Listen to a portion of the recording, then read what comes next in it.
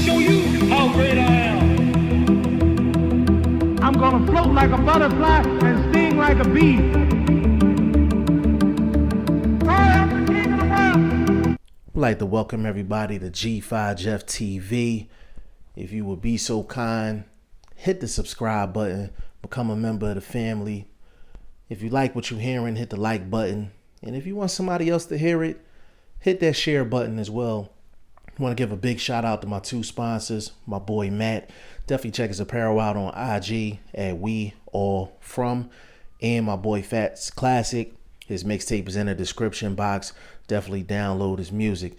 Now, Jarrett Hurd, Julian J. Rock Williams, absolute war.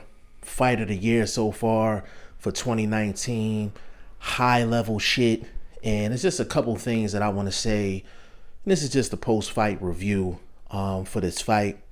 First things first, if you're new to the channel, what I like to do is do breakdown and prediction videos. And I always say that I'm one of the best in the business. I'm one of the best on YouTube when it comes down to breaking down a fight. You don't believe me? Just check my past work on the channel. Please go listen to the breakdown and the prediction video for Jarrett Hurd versus Julian J. Rock Williams. When I say I was about as spot on as I could possibly be, I was spot on. I predicted J. Rock was going to win the fight. I predicted J. Rock was going to win by decision. And I also said J. Rock was going to have a Bernard Hopkins type performance. And that's exactly what J. Rock did. Now, I also said in the breakdown in the prediction video that Jarrett Hurd has been walking on thin ice for a while. He's been dodging bullets. Erislandy Lara fight.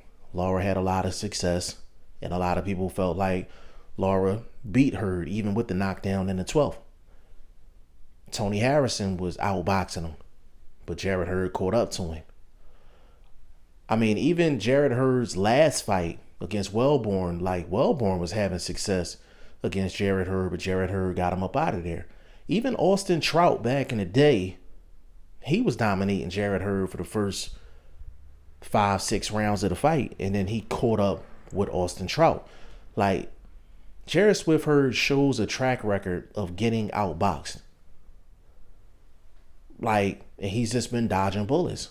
Now, big shout out to him for bailing himself out of these situations, but you figure for a unified champion, he's automatically in your top 10, top 15 pound for pound.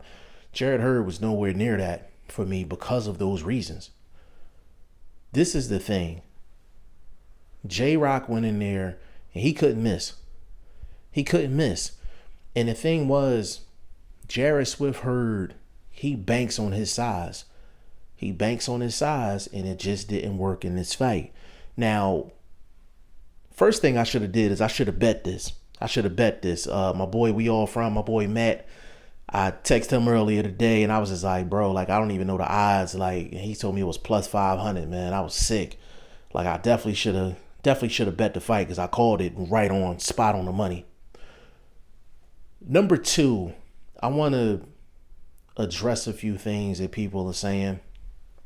Number one, it was some people saying that, oh, well, Jarrett Hurd in the weight cut, like it finally caught up to him. No, it didn't.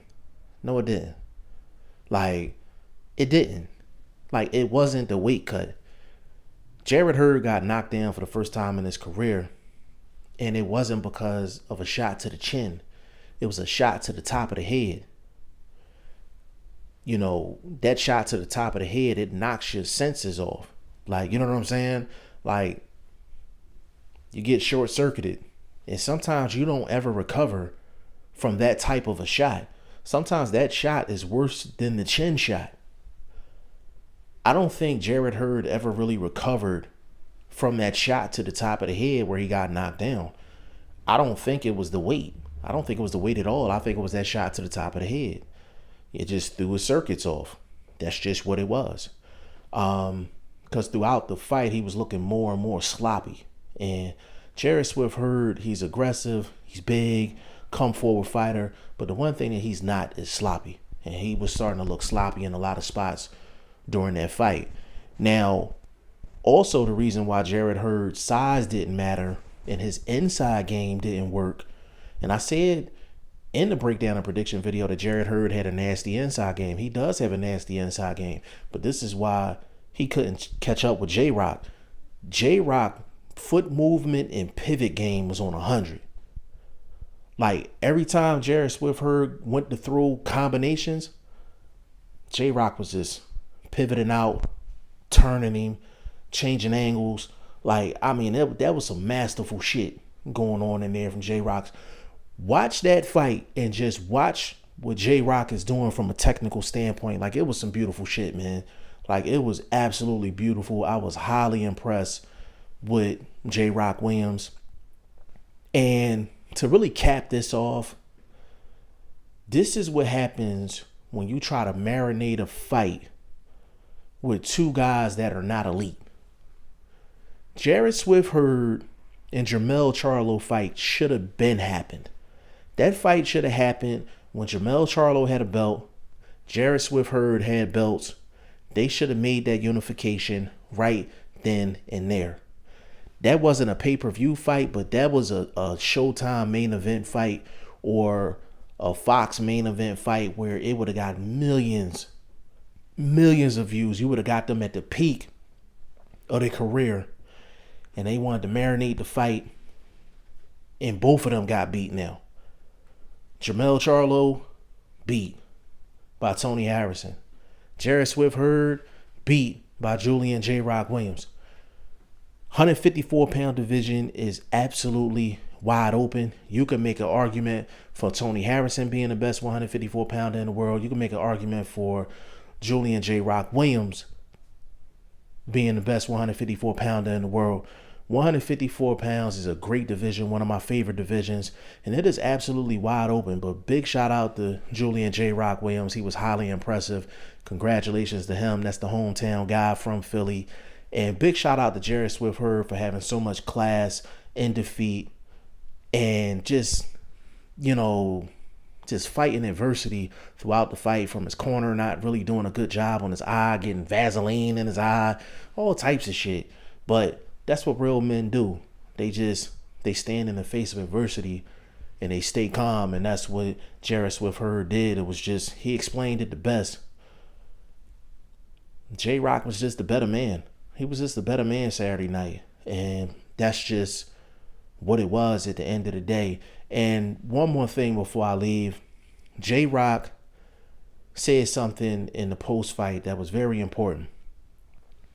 People act like when you catch a loss, it's the end. No, it's not the end. If you take a loss, that just means you setting up a comeback story. Always remember that. Jarrett Hurd is going to be back, and any boxer that takes a loss or might take 2 losses in a row doesn't mean it's the end for them. It just means they had 1 bad night or 2 bad nights, or the person that they faced was just having a really, really on night.